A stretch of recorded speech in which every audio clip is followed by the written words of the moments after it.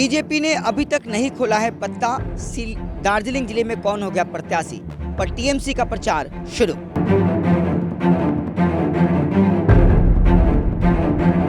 पहले ममता बनर्जी और अब टीएमसी के राष्ट्रीय महासचिव अभिषेक बनर्जी उत्तर बंगाल दौरे पर।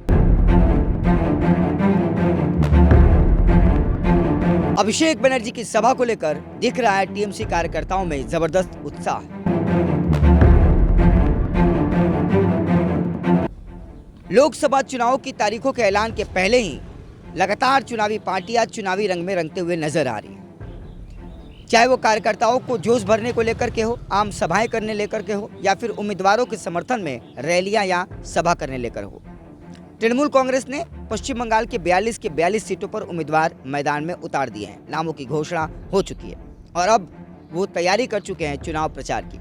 वही अगर भाजपा की बात करें तो अभी बहुतेरे सीट पर भाजपा ने उम्मीदवारी की घोषणा नहीं की है। दार्जिलिंग या जलपाईगुड़ी जिले में भी अभी तक भाजपा की तरफ से कंफर्मेशन नहीं किया गया है उम्मीदवारी को लेकर। पर इस बीच पश्चिम बंगाल की मुख्यमंत्री ममता बनर्जी और उनके भतीजे अभिषेक बनर्जी ने अपने ही कंधों पर पूरे प्रचार का जिम्मा संभाल लिया।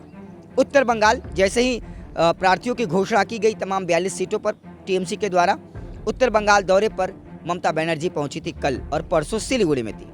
उन्होंने आम कार्यकर्ताओं को संबोधित किया। उनकी एक बड़ी योजना थी रैली निकालने को लेकर गोपाल लामा के समर्थन में, लेकिन किसी कारण से उसको स्थगित करना पड़ा।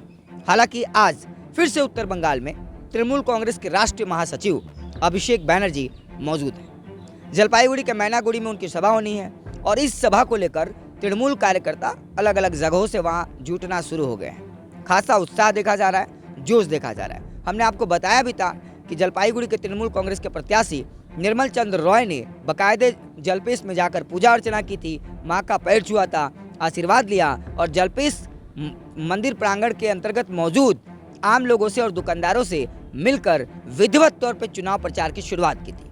अब उसी कड़ी में ममता बनर्जी पहले और अब भतीजे अभिषेक बनर्जी का ये उत्तर बंगाल का आगमन दिखाता है कि तृणमूल कांग्रेस उत्तर बंगाल को लेकर काफ़ी चिंतित है, क्योंकि पिछली दफा उत्तर बंगाल की अधिकतर सीटें भी भाजपा ने जीती थी और उनका वोट बैंक भी यहाँ पे बढ़ा था, जनाधार भी बढ़ा था। ऐसे में लोकसभा चुनाव के पहले लगातार 3 दिनों के अंदर ममता बनर्जी और अब अभिषेक बनर्जी का उत्तर बंगाल का दौरा कितना सफल बनाता है तृणमूल कांग्रेस के चुनावी दृष्टिकोण से, ये देखने वाली बात होगी। इस बीच सीए को भी कानून का रूप दे दिया गया है और उन मुद्दों पर भी विपक्षी पार्टियां लगातार हमलावर हैं केंद्र सरकार के ऊपर। मिलीजुली प्रतिक्रियाएं हैं, कहीं खुशियां बांटी जा रही है तो कई लोग उससे नाराज भी चल रहे हैं। बहरहाल इन तमाम घटनाक्रमों के बीच अभिषेक बनर्जी उत्तर बंगाल में और ये दौरा ममता बनर्जी के बाद उनका कितना फायदा पहुंचाएगा तृणमूल कांग्रेस को, ये देखने वाली बात होगी। लगातार ताज़ा अपडेट्स पाने के लिए, खबरों के साथ जुड़े रहने के लिए देखते रहिए द न्यूज़ बॉक्स।